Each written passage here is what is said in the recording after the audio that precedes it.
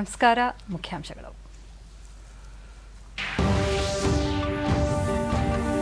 ಕೇಂದ್ರ ಗೃಹ ಸಚಿವ ಅಮಿತ್ ಶಾ ಜೊತೆ ಚರ್ಚೆ. ಮುಂದಿನ 2 ದಿನಗಳಲ್ಲಿ ಸಚಿವ ಸಂಪುಟ ವಿಸ್ತರಣೆ ಸಾಧ್ಯತೆ. ಮುಖ್ಯಮಂತ್ರಿ ಬಿಎಸ್ ಯಡಿಯೂರಪ್ಪ. ರೈತ ಸಂಘಟನೆಗಳು ಪ್ರತಿಭಟನೆ ಕೈಬಿಡಬೇಕು. ಕೃಷಿ ಸಮಸ್ಯೆಗಳ ಚರ್ಚೆಗೆ ಸರ್ಕಾರ ಸಿದ್ಧ. ನರೇಂದ್ರ ಸಿಂಗ್ ತೋಮರ್. ರಾಷ್ಟ್ರೀಯ ಡಿಜಿಟಲ್ ಆರೋಗ್ಯ ಅಭಿಯಾನದಡಿ ದೇಶದ ಪ್ರತಿಯೊಬ್ಬರ ವೈದ್ಯಕೀಯ ಮಾಹಿತಿ ಸಂಗ್ರಹ. ಡಾಕ್ಟರ್ ಹರ್ಷವರ್ಧನ್. ಸಿಡ್ನಿ ಏಕದಿನ ಕ್ರಿಕೆಟ್. ಭಾರತದ ವಿರುದ್ಧ ಟಾಸ್ ಗೆದ್ದ ಆಸ್ಟ್ರೇಲಿಯಾ ಬ್ಯಾಟಿಂಗ್.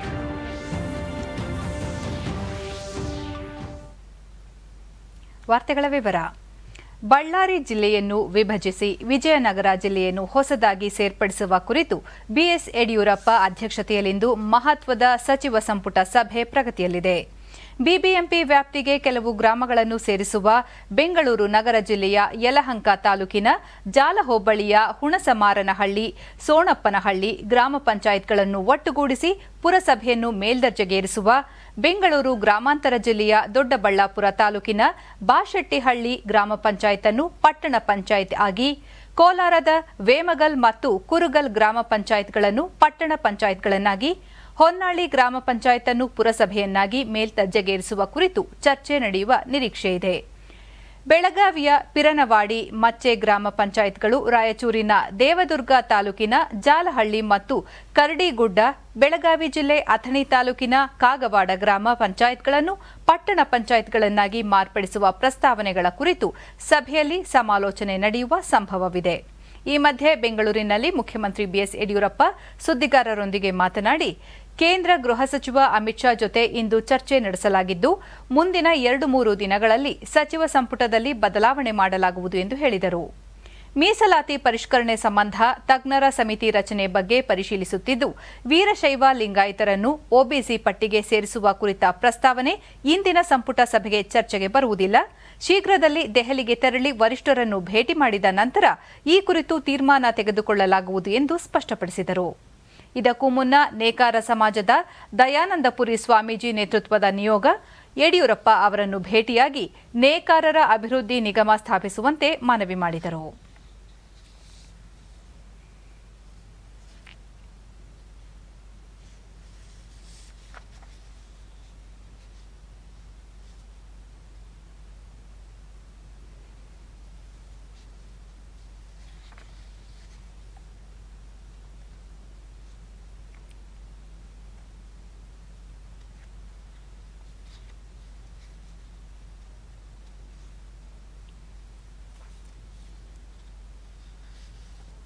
ಬಳ್ಳಾರಿ ಜಿಲ್ಲೆ ವಿಜಯನಗರ ಕ್ಷೇತ್ರ ವ್ಯಾಪ್ತಿಯ ಪಾಪಿನಾಯಕನಹಳ್ಳಿ ಹಾಗೂ ಸುತ್ತಮುತ್ತಲಿನ ಗ್ರಾಮಗಳಿಗೆ ಶಾಶ್ವತ ಕುಡಿಯುವ ನೀರು ಪೂರೈಸುವ ಕುರಿತು ಮತ್ತು 22 ಕೆರೆಗಳಿಗೆ ನೀರು ತುಂಬಿಸುವ 243.35 ಕೋಟಿ ರೂಪಾಯಿ ವೆಚ್ಚದ ಬೃಹತ್ ನೀರಾವರಿ ಯೋಜನೆ ಕಾಮಗಾರಿಗೆ ಮುಖ್ಯಮಂತ್ರಿ ಬಿಎಸ್ ಯಡಿಯೂರಪ್ಪ ನಿನ್ನೆ ವರ್ಚುವಲ್ ಮಾದರಿಯಲ್ಲಿ ಶಂಕುಸ್ಥಾಪನೆ ನೆರವೇರಿಸಿದರು. ಅರಣ್ಯ ಹಾಗೂ ಜಿಲ್ಲಾ ಉಸ್ತುವಾರಿ ಸಚಿವ ಆನಂದ್ ಸಿಂಗ್, ಸಂಸದ ವೈ ದೇವೇಂದ್ರಪ್ಪ ಮತ್ತಿತರರು ಸಮಾರಂಭದಲ್ಲಿ ಉಪಸ್ಥಿತರಿದ್ದರು.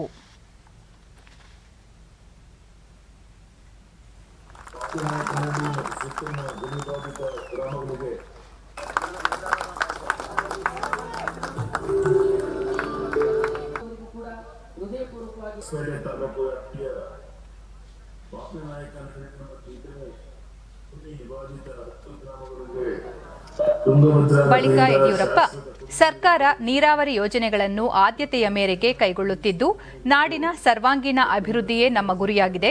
ಕೊರೋನಾ ಸೋಂಕಿನ ನಡುವೆ ಅಭಿವೃದ್ಧಿ ಕುಂಠಿತವಾಗದಂತೆ ನೋಡಿಕೊಳ್ಳಲಾಗುತ್ತಿದೆ. ಶಂಕುಸ್ಥಾಪನೆ ನೆರವೇರಿಸಿರುವ ಕಾಮಗಾರಿಯನ್ನು ಶೀಘ್ರದಲ್ಲಿಯೇ ಪೂರ್ಣಗೊಳಿಸಲಾಗುವುದು ಎಂದು ತಿಳಿಸಿದರು.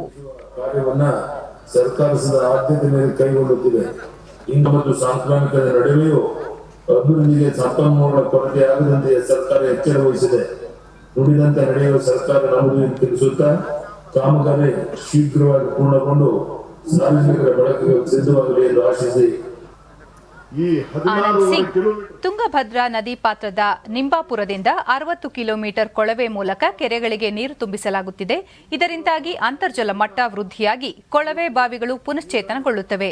ಜನ ಜಾನುವಾರುಗಳಿಗೆ ಶಾಶ್ವತ ಸುಸ್ಥಿರ ಕುಡಿಯುವ ನೀರು ಒದಗಿಸಲು ಅನುಕೂಲವಾಗಲಿದೆ ಎಂದರು.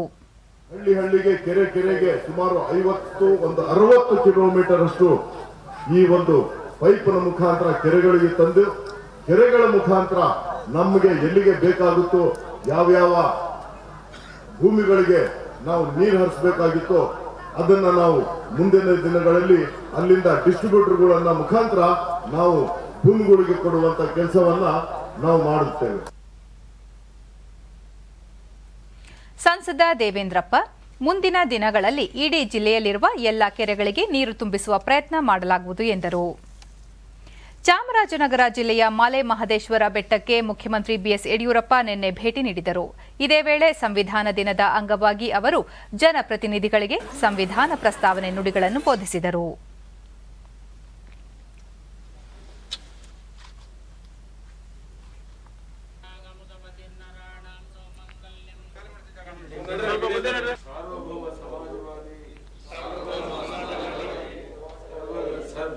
ಸಮಭಾವದ ಸಮಸ್ತ ನಾಗರಿಕರಿಗೆ ಸಾಮಾಜಿಕ ಆರ್ಥಿಕ ಮತ್ತು ರಾಜಕೀಯ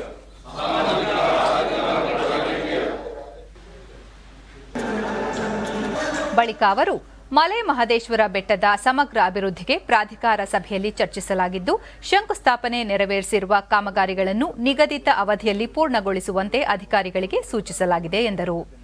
ದೇಗುಲಕ್ಕೆ ಆಗಮಿಸುವ ಪ್ರತಿಯೊಬ್ಬರೂ ಕಡ್ಡಾಯವಾಗಿ ಕೋವಿಡ್-19 ನಿಯಮಾವಳಿಗಳನ್ನು ಅನುಸರಿಸಬೇಕೆಂದು ಅವರು ಮನವಿ ಮಾಡಿದರು.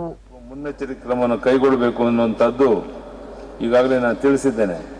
ಬಂಧುಗಳೇ, ಶ್ರೀ ಕ್ಷೇತ್ರ ಪ್ರಾಕೃತಿಕ ಸೊಬಗಿನಿಂದ ಕೂಡಿದ್ದು ಈ ಸುಂದರ ಪರಿಸರವನ್ನು ಕಾಪಾಡುವಂಥದ್ದು ನಿಮ್ಮೆಲ್ಲರ ಹೊಣೆಯಾಗಿದೆ. ಸುತ್ತಮುತ್ತಲಿನ ಪ್ರದೇಶವನ್ನು ಪ್ಲಾಸ್ಟಿಕ್ ಹಾಗೂ ಇನ್ನಿತರ ತ್ಯಾಜ್ಯಗಳಿಂದ ಮುಕ್ತಗೊಳಿಸಿ ಕ್ಷೇತ್ರದ ಸಹಜ ಸೌಂದರ್ಯವನ್ನು ನೀವೆಲ್ಲ ಸೇರಿ ಕಾಪಾಡಬೇಕಾಗಿದೆ. ಮುಖ್ಯಮಂತ್ರಿಗಳು ಮಂತ್ರಿಗಳು ಸುತ್ತೂರು ಮಠದ ಶಿವರಾತ್ರಿ ದೇಶಿಕೇಂದ್ರ ಸ್ವಾಮೀಜಿ ಯಡಿಯೂರಪ್ಪ ಅವರ ರಾಜಕೀಯ ಜೀವನ ಇತರರಿಗೆ ಮಾದರಿಯಾಗಿದ್ದು, ಅಭಿವೃದ್ಧಿ ಪರ ಚಿಂತನೆಗಳಿಗೆ ಹೆಚ್ಚಿನ ಆದ್ಯತೆ ನೀಡಿ ಜಾರಿಗೆ ತರಲು ಶ್ರಮಿಸುವಂತೆ ತಿಳಿಸಿದರು. ಟೆನ್ಷನ್ ಸಹಜವಾಗಿ ಇರುತ್ತೆ, ಮಾನಸಿಕ ಒತ್ತಡಗಳಿರುತ್ತೆ. ಆದರೆ ನೀವು ನಿನ್ನೆಯಿಂದ ಮಾನ್ಯ ಮುಖ್ಯಮಂತ್ರಿಗಳನ್ನು ಯಡಿಯೂರಪ್ಪನನ್ನು ನೋಡ್ತಾ ಇದ್ದೀರಿ.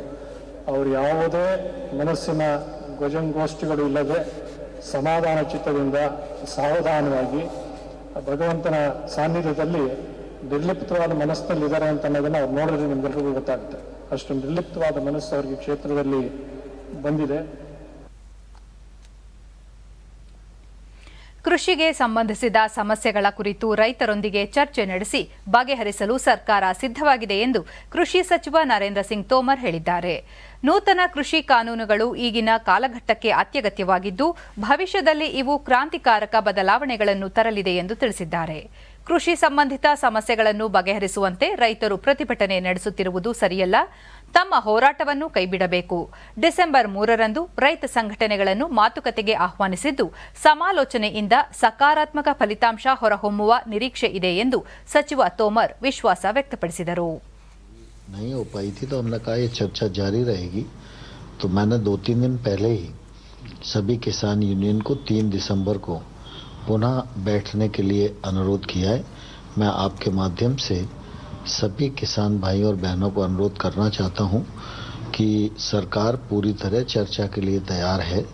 चर्चा के माध्यम से ही रास्ते निकलते हैं. इसलिए कृपा करके वो अपने आंदोलन को स्थगित करें, चर्चा के लिए आएं और हम उनका चर्चा और स्वागत करने के लिए तैयार हैं. ಕೇಂದ್ರ ಸರ್ಕಾರದ ಮಹತ್ವಾಕಾಂಕ್ಷಿ ಆಯುಷ್ಮಾನ್ ಭಾರತ ಹಾಗೂ ರಾಷ್ಟ್ರೀಯ ಡಿಜಿಟಲ್ ಆರೋಗ್ಯ ಅಭಿಯಾನ ಯೋಜನೆಗಳ ಅನುಷ್ಠಾನದ ಪ್ರಗತಿಯನ್ನು ಕೇಂದ್ರ ಆರೋಗ್ಯ ಸಚಿವ ಡಾ ಹರ್ಷವರ್ಧನ್ ನಿನ್ನೆ ಪರಿಶೀಲನೆ ನಡೆಸಿದರು. ರಾಷ್ಟ್ರೀಯ ಆರೋಗ್ಯ ಪ್ರಾಧಿಕಾರ ಕಚೇರಿಯಲ್ಲಿ ಉನ್ನತ ಮಟ್ಟದ ಸಭೆ ನಡೆಸಿದ ಅವರು ಪ್ರಧಾನಮಂತ್ರಿ ಜನಾರೋಗ್ಯ ಯೋಜನೆ ಕುರಿತಂತೆಯೂ ಪರಿಶೀಲನೆ ಮಾಡಿದರು. ಬಳಿಕ ಅವರು ದೇಶದ 130 ಕೋಟಿ ಜನರಿಗೆ ಸೂಕ್ತ ಕಾಲದಲ್ಲಿ ಕೈಗೆಟುಕುವ ಮತ್ತು ಸುಲಭ ದರದ ಆರೋಗ್ಯ ಸೇವೆ ಒದಗಿಸಲು ಸರ್ಕಾರ ಬದ್ಧವಾಗಿದೆ. ಡಿಜಿಟಲ್ ಆರೋಗ್ಯ ಅಭಿಯಾನದಡಿ ಆರೋಗ್ಯ ಸೇವೆಯನ್ನು ಡಿಜಿಟಲೀಕರಣಗೊಳಿಸಲಾಗುತ್ತಿದೆ. ಪ್ರತಿಯೊಬ್ಬರ ಆರೋಗ್ಯ ದಾಖಲೆಗಳು, ವೈದ್ಯರು ಮತ್ತು ಆರೋಗ್ಯ ಸೇವೆಯ ಮಾಹಿತಿಗಳನ್ನು ಡಿಜಿಟಲ್ ರೂಪದಲ್ಲಿ ಸಂಗ್ರಹಿಸಲು ಆದ್ಯತೆ ನೀಡಲಾಗುತ್ತಿದೆ ಎಂದು ತಿಳಿಸಿದರು. ಕೇಂದ್ರಾಡಳಿತ ಪ್ರದೇಶಗಳಲ್ಲಿ ಡಿಜಿಟಲ್ ಆರೋಗ್ಯ ಅಭಿಯಾನ ಆರಂಭಿಸಿದ್ದು ಕೇವಲ 3 ತಿಂಗಳ ಅವಧಿಯಲ್ಲಿ ಅತ್ಯುತ್ತಮ ಪ್ರಗತಿ ಸಾಧಿಸಲಾಗಿದೆ. ಇದೊಂದು ಸಕಾರಾತ್ಮಕ ಬೆಳವಣಿಗೆಯಾಗಿದ್ದು ಶೀಘ್ರದಲ್ಲಿ ದೇಶಾದ್ಯಂತ ರಾಷ್ಟ್ರೀಯ ಡಿಜಿಟಲ್ ಆರೋಗ್ಯ ಅಭಿಯಾನ ಜಾರಿಗೆ ಬರಲಿದೆ ಎಂದು ಹೇಳಿದರು. ರಾಜ್ಯದಲ್ಲಿ ನಿನ್ನೆ ಹೊಸದಾಗಿ 1,505 ಕೋವಿಡ್ ಪ್ರಕರಣಗಳು ದೃಢಪಟ್ಟಿದ್ದು ಸೋಂಕಿತರ ಸಂಖ್ಯೆಯಲ್ಲಿ ಗಣನೀಯ ಇಳಿಕೆ ಕಂಡುಬಂದಿದೆ. ಇದರೊಂದಿಗೆ ಒಟ್ಟು ಸೋಂಕು ಪ್ರಕರಣಗಳ ಸಂಖ್ಯೆ 8,79,560ಕ್ಕೆ ಏರಿಕೆಯಾಗಿದೆ. 1,067 ಮಂದಿ ಆಸ್ಪತ್ರೆಯಿಂದ ಬಿಡುಗಡೆಯಾಗಿದ್ದು ಇದುವರೆಗೂ ಗುಣಮುಖರಾದವರ ಸಂಖ್ಯೆ 8,42,499ಕ್ಕೆ ತಲುಪಿದೆ. ನಿನ್ನೆ 12 ಮಂದಿ ಸಾವನ್ನಪ್ಪಿದ್ದು ಮೃತಪಟ್ಟವರ ಸಂಖ್ಯೆ 11,726ಕ್ಕೆ ಏರಿಕೆಯಾಗಿದೆ. ಸದ್ಯ ರಾಜ್ಯದಲ್ಲಿ 25,316 ಸಕ್ರಿಯ ಪ್ರಕರಣಗಳಿವೆ. 409 ಮಂದಿ ರಾಜ್ಯದ ವಿವಿಧ ಆಸ್ಪತ್ರೆಗಳಲ್ಲಿ ತೀವ್ರ ನಿಗಾ ಘಟಕದಲ್ಲಿ ಚಿಕಿತ್ಸೆ ಪಡೆಯುತ್ತಿದ್ದಾರೆ. 1,20,398 ಮಂದಿಗೆ ನಿನ್ನೆ ಪರೀಕ್ಷೆ ನಡೆಸಿದ್ದು ಇದುವರೆಗೂ 1,06,90,557 ಮಂದಿಗೆ ಕೊರೋನಾ ಪರೀಕ್ಷೆ ನಡೆಸಲಾಗಿದೆ ಎಂದು ಆರೋಗ್ಯ ಮತ್ತು ಕುಟುಂಬ ಕಲ್ಯಾಣ ಇಲಾಖೆ ತಿಳಿಸಿದೆ. ಬೆಂಗಳೂರಿನಲ್ಲಿ ನಿನ್ನೆ 844 ಮಂದಿಗೆ ಸೋಂಕು ತಗುಲಿದ್ದು ಒಟ್ಟು ಸೋಂಕು ಪ್ರಕರಣಗಳ ಸಂಖ್ಯೆ 3,67,077ಕ್ಕೆ ಏರಿಕೆಯಾಗಿದೆ. ನಿನ್ನೆ 367 ಮಂದಿ ಆಸ್ಪತ್ರೆಯಿಂದ ಬಿಡುಗಡೆಯಾಗಿದ್ದು ಇದುವರೆಗೂ ಗುಣಮುಖರಾದವರ ಸಂಖ್ಯೆ 3,44,138ಕ್ಕೆ ಏರಿಕೆಯಾಗಿದೆ. ಸದ್ಯ 18,830 ಸಕ್ರಿಯ ಪ್ರಕರಣಗಳಿವೆ. ಬೆಂಗಳೂರಿನಲ್ಲಿ 7 ಮಂದಿ ಮೃತಪಟ್ಟಿರುವುದು ಸೇರಿದಂತೆ ಒಟ್ಟಾರೆ 4,108 ಮಂದಿ ಸಾವನ್ನಪ್ಪಿದ್ದಾರೆ.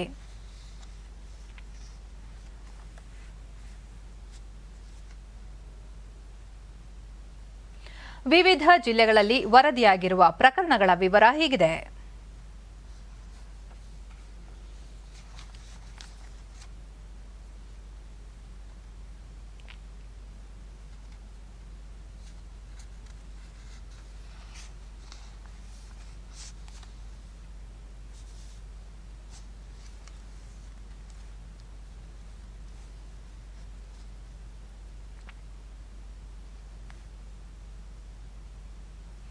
ದೇಶದಲ್ಲಿ ಕಳೆದ 24 ಗಂಟೆಗಳಲ್ಲಿ 43,082 ಕೊರೋನಾ ಸೋಂಕು ಪ್ರಕರಣಗಳು ಪತ್ತೆಯಾಗಿದ್ದು ಒಟ್ಟು ಸೋಂಕಿತರ ಸಂಖ್ಯೆ 93,09,788ಕ್ಕೆ ಏರಿಕೆಯಾಗಿದೆ. ದೇಶದಲ್ಲಿ ಕೊರೋನಾ ಸೋಂಕಿತರ ಚೇತರಿಕೆ ಪ್ರಮಾಣದಲ್ಲಿ ಏರಿಕೆಯಾಗುತ್ತಿದೆ. ನಿನ್ನೆ 39,379 ಮಂದಿ ಬಿಡುಗಡೆಯಾಗಿದ್ದು ಒಟ್ಟು 87,18,517 ಸೋಂಕಿತರು ಗುಣಮುಖರಾಗಿದ್ದಾರೆ. ಇದರೊಂದಿಗೆ ಚೇತರಿಕೆ ಪ್ರಮಾಣ 93.65ಕ್ಕೆ ಹೆಚ್ಚಳವಾಗಿದೆ. ಒಂದೇ ದಿನ 492 ಮಂದಿ ಮೃತಪಟ್ಟಿದ್ದು ಇದುವರೆಗೂ ಒಟ್ಟು 1,35,715 ಮಂದಿ ಸಾವನ್ನಪ್ಪಿದ್ದಾರೆ. ಮರಣ ದರ 1.46ಕ್ಕೆ ತಗ್ಗಿದೆ. 4,55,555 ಸೋಂಕಿತರು ವಿವಿಧ ಆಸ್ಪತ್ರೆಗಳಲ್ಲಿ ಚಿಕಿತ್ಸೆ ಪಡೆಯುತ್ತಿದ್ದು ಸಕ್ರಿಯ ಪ್ರಕರಣಗಳ ಸಂಖ್ಯೆ 4.89ಕ್ಕೆ ಇಳಿಕೆಯಾಗಿದೆ. ಕೇಂದ್ರ ಹಾಗೂ ರಾಜ್ಯ ಸರ್ಕಾರಗಳ ನಿವೃತ್ತಿ ನೌಕರರು ಪಿಂಚಣಿ ಪಡೆಯಲು ಅನುಕೂಲ ಕಲ್ಪಿಸುವ ಉದ್ದೇಶದಿಂದ ಕೇಂದ್ರ ಸರ್ಕಾರ ಜಾರಿಗೆ ತಂದಿರುವ ಡಿಜಿಟಲ್ ಜೀವಂತ ಪ್ರಮಾಣ ಪತ್ರ ನೀಡುವ ಯೋಜನೆ ಚಿತ್ರದುರ್ಗ ಜಿಲ್ಲೆಯಲ್ಲಿ ಪರಿಣಾಮಕಾರಿಯಾಗಿ ಅನುಷ್ಠಾನಗೊಳ್ಳುತ್ತಿದೆ. ಈ ಯೋಜನೆಯಡಿ ಅಂಚೆ ಸಿಬ್ಬಂದಿ ಪಿಂಚಣಿದಾರರ ಮನೆಗೆ ಬಾಗಿಲಿಗೆ ತೆರಳಿ ಮೊಬೈಲ್ ಆಪ್ ಮೂಲಕ ಜೀವಂತ ಪ್ರಮಾಣ ಪತ್ರ ಪಡೆಯುತ್ತಿದ್ದಾರೆ. ಇದರಿಂದಾಗಿ ಪಿಂಚಣಿದಾರರು ಅಂಚೆ ಹಾಗೂ ಬ್ಯಾಂಕುಗಳಿಗೆ ಓಡಾಡುವುದು ತಪ್ಪಿದಂತಾಗಿದೆ.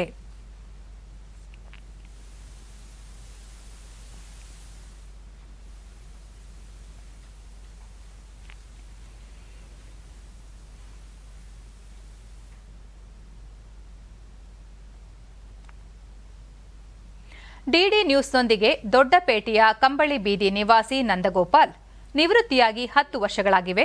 ಬ್ಯಾಂಕಿಗೆ ಓಡಾಡಲು ಕಷ್ಟವಾಗುತ್ತಿತ್ತು. ಇದೀಗ ಕೇಂದ್ರ ಸರ್ಕಾರ ಅಂಚೆ ಇಲಾಖೆ ಮೂಲಕ ಮನೆ ಬಾಗಿಲಿಗೆ ಬಂದು ಜೀವಂತ ಪ್ರಮಾಣ ಪತ್ರ ಪಡೆಯುತ್ತಿರುವುದರಿಂದ ಸಾಕಷ್ಟು ಪ್ರಯೋಜನವಾಗಿದೆ ಎಂದರು. ಬಹಳ ಅನುಕೂಲ ಆಗಿದೆ ನಮಗೆ. ಫಲಾನುಭವಿ ಮಹಿಳೆ ಶಕುಂತಲಮ್ಮ ಎನ್ ಗೋಪಾಲ್ ಕೋವಿಡ್-19 ಸಂಕಷ್ಟ ಸಂದರ್ಭದಲ್ಲಿ ಕೇಂದ್ರ ಸರ್ಕಾರದ ಈ ಯೋಜನೆಯಿಂದ ತುಂಬಾ ಉಪಯುಕ್ತವಾಗಿರುವುದಾಗಿ ತಿಳಿಸಿದರು.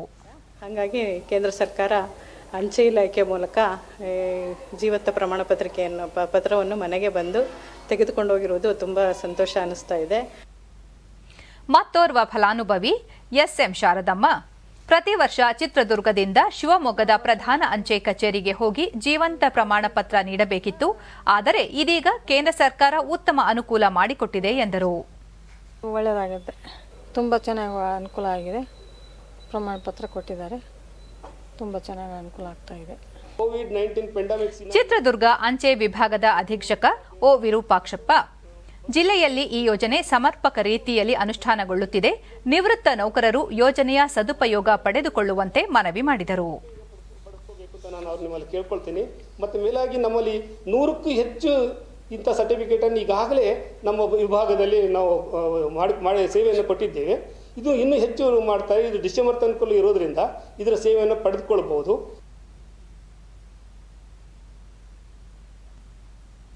ಈಗ ಜಾಹೀರಾತು, ನಂತರ ವಾರ್ತಾ ಪ್ರಸಾರ ಮುಂದುವರಿಯುವುದು.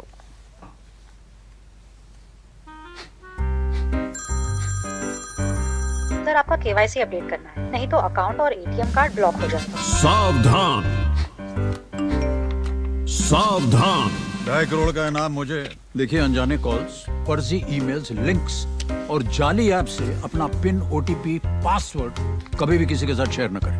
आप रहेंगे सावधान तो नहीं होगा नुकसान। आरबीआई कहता है, जानकार बनिए, सतर्क रहिए। ಬುಡಕಟ್ಟು ವ್ಯವಹಾರ ಮಂತ್ರಾಲಯ, ಪರಿಶಿಷ್ಟ ವರ್ಗಗಳ ಕಲ್ಯಾಣ ಇಲಾಖೆ ಮತ್ತು ರಾಜ್ಯ ಬುಡಕಟ್ಟು ಸಂಶೋಧನಾ ಸಂಸ್ಥೆ ಮೈಸೂರಿನಲ್ಲಿ ನಿನ್ನೆ ಆಯೋಜಿಸಿದ್ದ ಕೊರಗ ಮತ್ತು ಸೋಲಿಗ ಬುಡಕಟ್ಟು ಸಮುದಾಯ ಭಾಷೆಗಳ ಪ್ರಾಥಮಿಕ ರಚನೆ ಕಾರ್ಯಾಗಾರಕ್ಕೆ ಸಮಾಜ ಕಲ್ಯಾಣ ಸಚಿವ ಬಿ ಶ್ರೀರಾಮುಲು ಚಾಲನೆ ನೀಡಿದರು. ಶಾಸಕ ಎನ್ ನಾಗೇಂದ್ರ, ಮೈಸೂರು ವಿಶ್ವವಿದ್ಯಾಲಯದ ಕುಲಪತಿ ಪ್ರೊಫೆಸರ್ ಹೇಮಂತ್ ಕುಮಾರ್ ಮತ್ತು ಬುಡಕಟ್ಟು ಸಂಶೋಧನಾ ಸಂಸ್ಥೆ ನಿರ್ದೇಶಕ ಪ್ರೊಫೆಸರ್ ಟಿಟಿ ಬಸವನಗೌಡ ಪಾಲ್ಗೊಂಡರು. ಇದೇ ಸಂದರ್ಭದಲ್ಲಿ ಬುಡಕಟ್ಟು ಸಮುದಾಯಗಳ ಸಂಶೋಧನಾ ವರದಿಗಳ ಮಾಹಿತಿ ಪುಸ್ತಕ ಬಿಡುಗಡೆ ಮಾಡಲಾಯಿತು.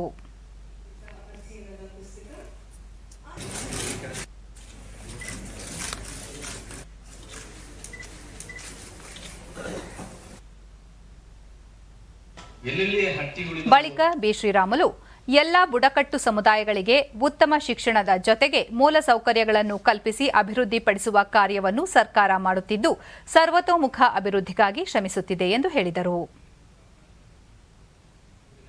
ಮೈಸೂರು ಕಡೆ ಇವತ್ತು ಬುಡಕಟ್ಟು ಸಂಪ್ರದಾಯ ಇವತ್ತು ಕೂಡ ಮುಂದುವರಿತಾ ಇದ್ದಂತ ಮಾತು ಅನೇಕ ಮಂದಿ ಉಲ್ಲೇಖನ ಮಾಡಿದಂತ ಪದಗಳು ನಮ್ಮ ಹತ್ರ ಇದಾವೆ. ಆದರೆ ಈ ಬುಡಕಟ್ಟು ಸಮುದಾಯಗಳನ್ನು ಇವತ್ತು ಎಲ್ಲಾ ರೀತಿಯಲ್ಲಿ ಆರ್ಥಿಕವಾಗಿ ಮುಂದಕ್ಕೆ ಬರಬೇಕು, ಸಾಮಾಜಿಕವಾಗಿ ಮುಂದಕ್ಕೆ ಬರಬೇಕು, ಶಿಕ್ಷಣದಲ್ಲಿ ಮುಂದಕ್ಕೆ ಬರಬೇಕು. ಜೊತೆಗೆ ಸರ್ಕಾರಗಳು, ಕೇಂದ್ರ ಸರ್ಕಾರ, ಭಾರತ ಸರ್ಕಾರ ಇವತ್ತು ಅನುಕೂಲಗಳನ್ನ ಮಾಡಿಕೊಡ್ಬೇಕಂತೇಳಿ ಅನೇಕ ಪ್ರಯತ್ನಗಳು ಮಾಡ್ತಾ ಇದ್ದಾವೆ. ಬಹಳ ಮುಖ್ಯವಾಗಿ ನಮ್ಮ ಬುಡಕಟ್ಟು ಸಂಶೋಧನಾ ಸಂಸ್ಥೆ ನಿರ್ದೇಶಕ ಪ್ರೊಫೆಸರ್ ಟಿಟಿ ಬಸವನಗೌಡ, ಕೇಂದ್ರ ಮತ್ತು ರಾಜ್ಯ ಸರ್ಕಾರ ಬುಡಕಟ್ಟು ಸಮುದಾಯಗಳ ಅಭಿವೃದ್ಧಿಗಾಗಿ ಹಲವಾರು ಯೋಜನೆಗಳನ್ನು ಕೈಗೊಂಡಿವೆ.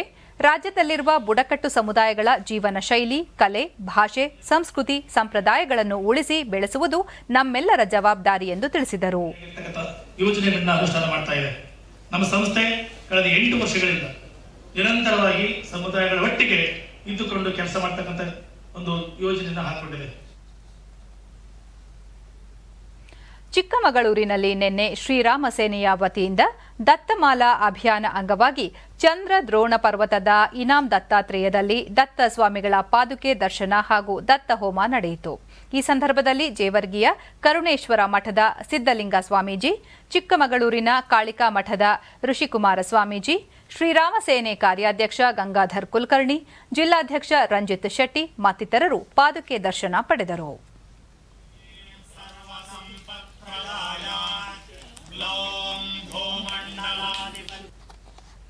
ಡಿಡಿ ನ್ಯೂಸ್ನೊಂದಿಗೆ ಗಂಗಾಧರ ಕುಲಕರ್ಣಿ, 15 ವರ್ಷಗಳಿಂದ ಈ ಅಭಿಯಾನ ನಡೆಯುತ್ತಿದ್ದು ಈ ಬಾರಿ ಅತ್ಯಂತ ಸರಳ ಮತ್ತು ಅರ್ಥಪೂರ್ಣವಾಗಿ ಧಾರ್ಮಿಕ ಕಾರ್ಯಕ್ರಮಗಳನ್ನು ನಡೆಸಲಾಗಿದೆ ಎಂದು ತಿಳಿಸಿದರು.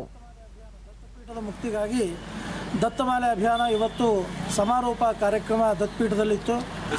ಕಡಿಮೆ ಸಂಖ್ಯೆಯಲ್ಲಿ ರಂಜಿತ್ ಶೆಟ್ಟಿ, ಕೋವಿಡ್-19 ಹಿನ್ನೆಲೆಯಲ್ಲಿ ಈ ಬಾರಿ ದತ್ತಪೀಠಕ್ಕೆ ತೆರಳಲು 100 ಜನರಿಗೆ ಮಾತ್ರ ಜಿಲ್ಲಾಡಳಿತ ಅವಕಾಶ ಕಲ್ಪಿಸಿತ್ತು. ಅದರಂತೆ ಸಾಂಪ್ರದಾಯಿಕವಾಗಿ ಹೋಮ ಇತ್ಯಾದಿ ಕಾರ್ಯಕ್ರಮಗಳನ್ನು ನಡೆಸಲಾಯಿತು ಎಂದು ವಿವರಿಸಿದರು. ಸಾರ್ವಜನಿಕ ಸಹಿ ಸಂಗ್ರಹ 25ನೇ ತಾರೀಕಿಗೆ ಪಡಿ ಸಂಗ್ರಹ ಅಂತ ಕಾರ್ಯಕ್ರಮ ಮಾಡಿರ್ತೀವಿ. 26ನೇ ತಾರೀಕಿಗೆ ಇವತ್ತು ದತ್ತಪೀಠಕ್ಕೆ ಹೋಗಿ ದತ್ತಪಾದಕ್ಕೆ ದರ್ಶನ ಮಾಡಿ ಹಾಗೆ ಅಲ್ಲಿ ಹೋಮಗಳನ್ನು ಮಾಡಿ ಹೋಮ ಹವನ ಎಲ್ಲ ಮಾಡಿ ಇವತ್ತು ಬಂದಿರ್ತೀವಿ. ಕಾರ್ಯಕ್ರಮ ನಡೆಸ್ಕೊಂಡಿರ್ತೀವಿ. ಈ ಬಾರಿ ಯಶಸ್ವಿಯಾಗಿ ಕಾರ್ಯಕ್ರಮ ಮುಗಿಸಿದ್ವಿ. ದಕ್ಷಿಣ ಕನ್ನಡ ಜಿಲ್ಲೆಯ ಪುತ್ತೂರಿನ ಮಚ್ಚಿಮಲೆಯಲ್ಲಿ ಬೆಂಗಳೂರಿನ ಉದ್ಯೋಗಿಗಳಾದ ಪೂರ್ಣಶ್ರೀ ಮತ್ತು ಕೇಶವಮೂರ್ತಿ ದಂಪತಿಗಳು ಕೋಕೋ ಬೀಜಗಳಿಂದ ಮನೆಯಲ್ಲೇ ಚಾಕೊಲೇಟ್ ತಯಾರಿಸುವ ವಿಭಿನ್ನ ಪ್ರಯತ್ನ ನಡೆಸಿ ಯಶಸ್ವಿಯಾಗಿದ್ದಾರೆ. ಯಾವುದೇ ರಾಸಾಯನಿಕಗಳನ್ನು ಬಳಸದೆ ಸಾವಯವ ಶೈಲಿಯಲ್ಲಿ ತಯಾರಾಗಿರುವುದು ಈ ಚಾಕೊಲೇಟ್ಗಳ ವಿಶೇಷತೆಯಾಗಿದೆ. ವೋಕಲ್ ಫಾರ್ ಲೋಕಲ್ ಪರಿಕಲ್ಪನೆಯಡಿ ಸ್ವಯಂ ಉದ್ಯೋಗ ಹೊಂದುವ ಆತ್ಮನಿರ್ಭರ್ ಭಾರತ್ ಚಿಂತನೆಗೆ ಈ ಪ್ರಕ್ರಿಯೆ ಪೂರಕವಾಗಿದೆ ಎನ್ನಬಹುದು.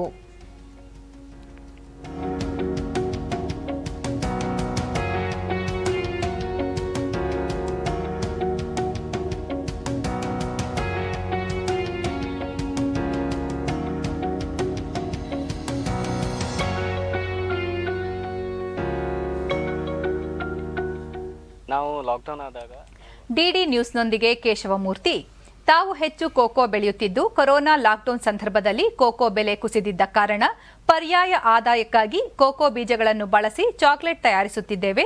ಇದಕ್ಕೆ ಪ್ರಧಾನಿ ನರೇಂದ್ರ ಮೋದಿಯವರ ಸ್ವಾವಲಂಬಿ ಆತ್ಮನಿರ್ಭರ್ ಭಾರತ್ ಪರಿಕಲ್ಪನೆ ಪ್ರೇರಣೆಯಾಯಿತು ಎಂದು ತಿಳಿಸಿದರು.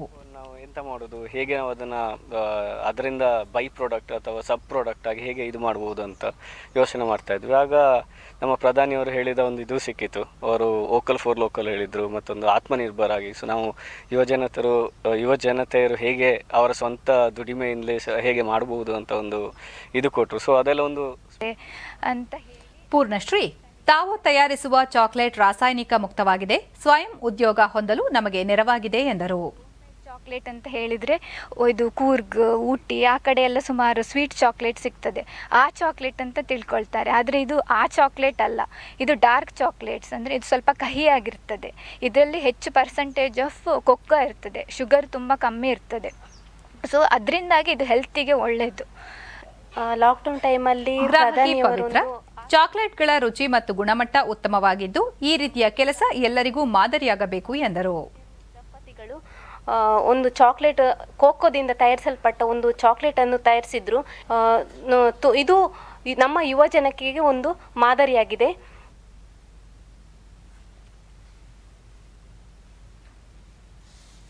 ರಾಯಚೂರು ಕೃಷಿ ಉತ್ಪನ್ನ ಮಾರುಕಟ್ಟೆಯು 95 ಎಕರೆ ವಿಸ್ತೀರ್ಣ ಭೂಮಿಯನ್ನು ಹೊಂದಿರುವ ದೊಡ್ಡದಾದ ಮಾರುಕಟ್ಟೆಯಾಗಿದ್ದು ಸುಮಾರು 120 ಅಂಗಡಿಗಳನ್ನು ಒಳಗೊಂಡಿದೆ. ಇಲ್ಲಿ ಜಾನುವಾರು ಸೇರಿದಂತೆ 92 ಕೃಷಿ ಉತ್ಪನ್ನಗಳ ವಹಿವಾಟು ನಡೆಯುತ್ತಿದ್ದು ಅಂತಾರಾಜ್ಯ ಮತ್ತು ವಿವಿಧ ಜಿಲ್ಲೆಗಳಿಂದ ಪ್ರತಿನಿತ್ಯ 40 ರಿಂದ 50 ಸಾವಿರ ಕ್ವಿಂಟಾಲ್ನಷ್ಟು ಭತ್ತ, ಹತ್ತಿ, ಗೋಧಿ ಸೇರಿದಂತೆ ಈರುಳ್ಳಿಗಳಂತಹ ಕೃಷಿ ಉತ್ಪನ್ನಗಳು ಮಾರಾಟವಾಗುತ್ತಿವೆ. ಏಪ್ರಿಲ್ ತಿಂಗಳಿನಿಂದ ಇಲ್ಲಿಯವರೆಗೆ 7,84,290 ಚೀಲಗಳಷ್ಟು ಕೃಷಿ ಉತ್ಪನ್ನಗಳು ಮಾರುಕಟ್ಟೆಗೆ ಪೂರೈಕೆಯಾಗಿವೆ. 2004ರಿಂದ ಆನ್ಲೈನ್ ವಹಿವಾಟು ಪ್ರಾರಂಭವಾಗಿದ್ದು ರೈತರಿಗೆ ಸಮಯ ಉಳಿತಾಯದ ಜೊತೆಗೆ ಪಾರದರ್ಶಕ ಬೆಲೆ ಸಿಗುವಂತಾಗಿದೆ. ರೈತರಿಗೆ ಶುದ್ಧ ಕುಡಿಯುವ ನೀರು, ನೆರಳಿನ ವ್ಯವಸ್ಥೆ ಸೇರಿದಂತೆ ಶೌಚಾಲಯ, ಸುಗಮ ರಸ್ತೆಯ ಎಲ್ಲ ಮೂಲಭೂತ ಸೌಕರ್ಯಗಳನ್ನು ಒದಗಿಸಲಾಗಿದೆ. 40 ಕೃಷಿ ಉತ್ಪನ್ನ ಮಾರುಕಟ್ಟೆ ಸಮಿತಿ ಕಾರ್ಯದರ್ಶಿ ರಂಗನಾಥ್ ದೇಸಾಯಿ, ಅಂತಾರಾಜ್ಯ ಸೇರಿದಂತೆ ರಾಜ್ಯದ ವಿವಿಧ ಭಾಗಗಳಿಂದ ಭತ್ತ, ಗೋಧಿ, ಹತ್ತಿಗಳಂತಹ ಕೃಷಿ ಉತ್ಪನ್ನಗಳು ಮಾರುಕಟ್ಟೆಗೆ ಬರುತ್ತಿವೆ. ಇಲ್ಲಿ ರೈತರಿಗೆ ಎಲ್ಲ ರೀತಿಯ ಮೂಲಭೂತ ಸೌಲಭ್ಯಗಳನ್ನು ಒದಗಿಸಲಾಗಿದೆ ಎಂದು ತಿಳಿಸಿದರು. ಎಲ್ಲ ವ್ಯಾಪಾರಸ್ಥರು ಬಂದು ತಮ್ಮ ದರಗಳನ್ನು ನಮೂದಿಸುವುದರ ಮುಖಾಂತರ ನಮೂದಿಸಿದ ನಂತರ 3 ಗಂಟೆ ನಂತರ ಅದನ್ನು ಈ ಕಾರ್ಯಗಳನ್ನು ನಾವು ಡಿಕ್ಲೇರ್ ಮಾಡ್ಕೊಳ್ತೀವಿ. ಯಾರು ಹೆಚ್ಚು ರೇಟನ್ನು ಪಡೆದಿರ್ತಾರೋ ಅಂಥ ಹೆಚ್ಚಿನ ರೇಟಿಗೆ ಅದು ಆಟೋಮೆಟಿಕ್ ಡಿಸ್ಪ್ಲೇ ಆಗೋದ್ರ ಮುಖಾಂತರ ವ್ಯಾಪಾರ ವಹಿವಾಟು ಸ್ಟಾರ್ಟ್ ಆಗುತ್ತೆ. ಇದು ಈ ಒಂದು ಮಾರ್ಕೆಟಲ್ಲಿ ನಡೆದು ಬಂದಿರತಕ್ಕಂಥ ಒಂದು ಇದು. ರಾಯಚೂರು ಕೃಷಿ ಉತ್ಪನ್ನ ಜಿಲ್ಲಾ ಕೃಷಿ ಉತ್ಪನ್ನ ಮಾರುಕಟ್ಟೆ ಸಮಿತಿ ಅಧ್ಯಕ್ಷ ರಾಮನಗೌಡ ಕರಡಿಗುಡ್ಡ, ಎಪಿಎಂಸಿಯ ಮೂಲಕ ರೈತರಿಗೆ ಎಲ್ಲ ರೀತಿ ಧನಾತ್ಮಕ ಸಹಕಾರ ನೀಡುತ್ತಿದ್ದೇವೆ. ಶುದ್ಧ ಕುಡಿಯುವ ನೀರಿನ ಘಟಕ, ಶೌಚಾಲಯ ಸೇರಿದಂತೆ ಅನೇಕ ಮೂಲಭೂತ ಸೌಕರ್ಯಗಳನ್ನು ಒದಗಿಸಿದ್ದೇವೆ ಎಂದರು.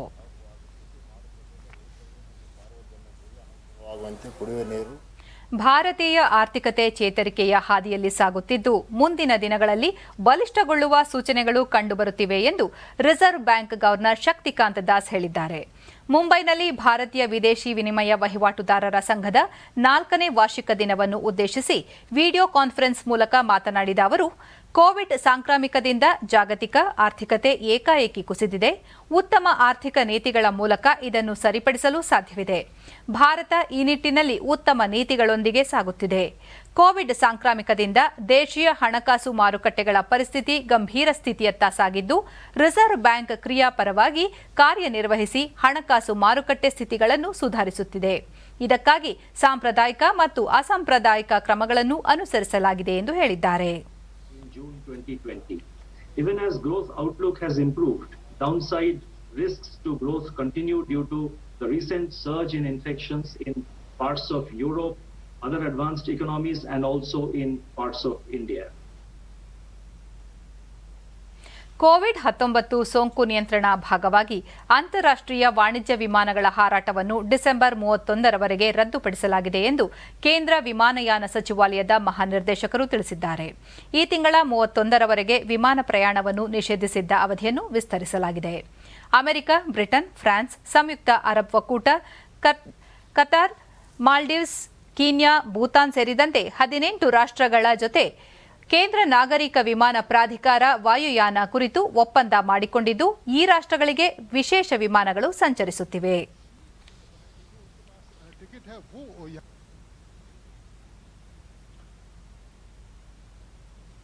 ನಿವಾರ್ ಚಂಡಮಾರುತದ ಹಿನ್ನೆಲೆಯಲ್ಲಿ ಇಂದು ಸಹ ರಾಜ್ಯದ ದಕ್ಷಿಣ ಒಳನಾಡಿನ ಕೆಲವು ಜಿಲ್ಲೆಗಳಲ್ಲಿ ಮಳೆಯಾಗುವ ಸಾಧ್ಯತೆ ಇದೆ ಎಂದು ಹವಾಮಾನ ಇಲಾಖೆ ಮುನ್ಸೂಚನೆ ನೀಡಿದೆ. ಗರಿಷ್ಠ ತಾಪಮಾನದಲ್ಲಿ 2 ರಿಂದ 3 ಡಿಗ್ರಿ ಸೆಲ್ಸಿಯಸ್ನಷ್ಟು ಕಡಿಮೆಯಾಗಿದ್ದು, ಇದರಿಂದ ಚಳಿಗಾಳಿ ಮುಂದುವರೆದಿದೆ. ನಿವಾರ್ ಚಂಡಮಾರುತ ಆಂಧ್ರಪ್ರದೇಶದ ರಾಯಲಸೀಮಾ ಪ್ರಾಂತ್ಯದ ವಾಯವ್ಯದತ್ತ ಸಾಗಿದೆ.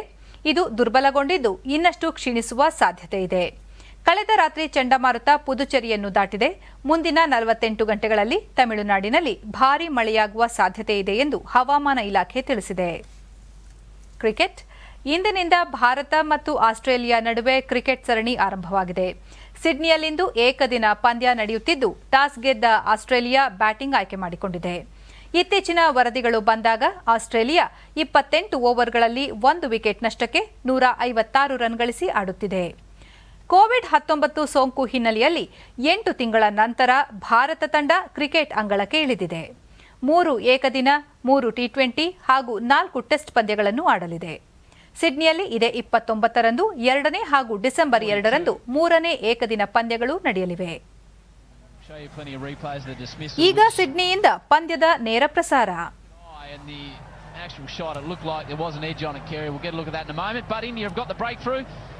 And as a result, they get the bowl to Stephen Smith.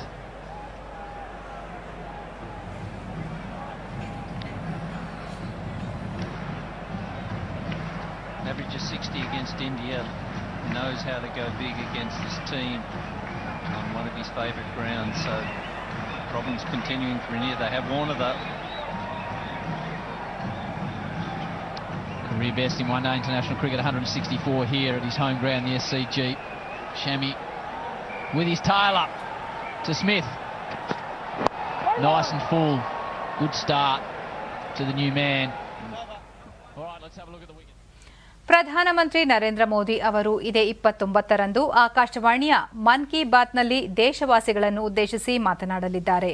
ಇದು 79ನೇ ಸಂಚಿಕೆಯಾಗಿದ್ದು, ದೂರದರ್ಶನ ಮತ್ತು ಆಕಾಶವಾಣಿಯ ಎಲ್ಲ ವಾಹಿನಿಗಳಲ್ಲಿ, ಸಾಮಾಜಿಕ ಜಾಲತಾಣಗಳಲ್ಲಿ ಮನ್ ಕಿ ಬಾತ್ ಪ್ರಸಾರವಾಗಲಿದೆ.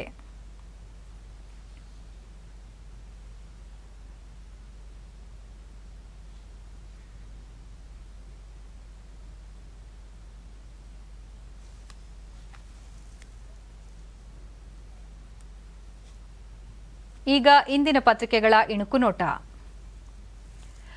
ಏಕದೇಶ ಏಕ ಚುನಾವಣೆ, ದೇಶದ ಅಭಿವೃದ್ಧಿ ಯೋಜನೆಗಳ ಪ್ರಗತಿಗೆ ಅಗತ್ಯ, ಪ್ರಧಾನಿ ಮೋದಿ. ಲಸಿಕೆ ಘಟಕಗಳಿಗೆ ಮೋದಿ ಭೇಟಿ, ಕೊರೋನಾ ಲಸಿಕೆ ಉತ್ಪಾದನೆಯ ಸಿದ್ಧತೆ ಪರಿಶೀಲಿಸಲಿರುವ ಪ್ರಧಾನಿ. ದಕ್ಷಿಣ ರಾಜ್ಯಗಳಲ್ಲಿ ನಿವಾರ್, ತಮಿಳುನಾಡು, ಆಂಧ್ರ, ಪುದುಚೇರಿಯಲ್ಲಿ ಚಂಡಮಾರುತ ಅಬ್ಬರ. ಪ್ರತಿಭಾ ಪರೀಕ್ಷೆ ಬರೆಯಿರಿ, ವಿದ್ಯಾರ್ಥಿಗಳಿಗೆ ಸಚಿವ ಮನವಿ. ನವೆಂಬರ್ 30 ಅರ್ಜಿ ಸಲ್ಲಿಕೆಗೆ ಕಡೆ ದಿನ. ಜನವರಿ 24ಕ್ಕೆ ಪರೀಕ್ಷೆ. ಆನ್ಲೈನ್ ಕ್ಲಾಸ್ ಶುಲ್ಕ ವಿವಾದ ಪರಿಹಾರಕ್ಕೆ ಇಂದು ಮಹತ್ವದ ಸಭೆ, ಖಾಸಗಿ ಶಾಲೆಗಳ ಜೊತೆ ಶಿಕ್ಷಣ ಆಯುಕ್ತರ ಚರ್ಚೆ, ಬಳಿಕ ಸಚಿವರಿಗೆ ವರದಿ.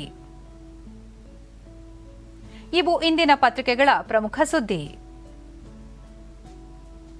ಉಳಿದಂತೆ ಸೋಂಕಿತರ ಸಂಖ್ಯೆ 8.79 ಲಕ್ಷಕ್ಕೆ, ಕೋವಿಡ್ ರಾಜ್ಯದಲ್ಲಿ 8.42 ಲಕ್ಷ ಮಂದಿ ಗುಣಮುಖ. ಶೀಘ್ರ ಸೈಬರ್ ನಿಯಂತ್ರಣ ಕೊಠಡಿ, ಕಮಲ್ ಪಂತ್. ಇನ್ಮುಂದೆ ಸೈಬರ್ ಕ್ರೈಂ ನಿಯಂತ್ರಣ ಕೊಠಡಿಗೆ ಕರೆ ಮಾಡಿ ದೂರು ಸಲ್ಲಿಸಿ, ಸಿಬ್ಬಂದಿ ಜತೆ ನೇರವಾಗಿ ಮಾತನಾಡಿ ನಗರ ಪೊಲೀಸ್ ಆಯುಕ್ತ. ಶೈಕ್ಷಣಿಕ ಸುಧಾರಣೆಗೆ ರಾಜ್ಯದ ದಿಟ್ಟ ನಡೆ, ಶೈಕ್ಷಣಿಕ ಶಿಕ್ಷಣ ನೀತಿಯಿಂದ ಸುಸ್ಥಿರ ಶಿಕ್ಷಣ, ವಿದ್ಯಾರ್ಥಿಗಳ ಪಠ್ಯೇತರ ಚಟುವಟಿಕೆಗೆ ಗುರುತಿಸಿ ಬೆಂಬಲ.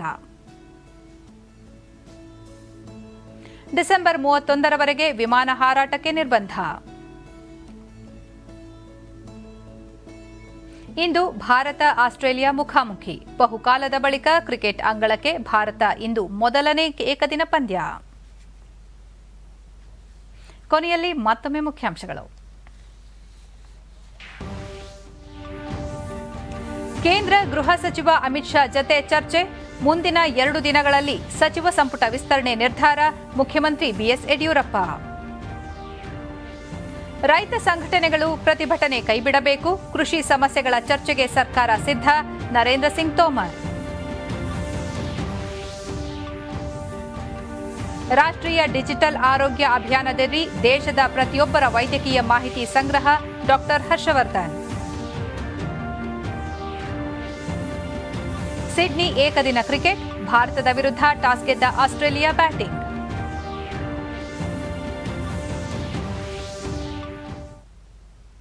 ವೀಕ್ಷಕರೇ ಗಮನಿಸಿ, ನಮ್ಮ ವಾರ್ತಾ ಪ್ರಸಾರವನ್ನು ನೀವು ಡಿಡಿ ಚಂದನ ನ್ಯೂಸ್ ಯೂಟ್ಯೂಬ್ ಚಾನೆಲ್ನಲ್ಲೂ ವೀಕ್ಷಿಸಬಹುದು.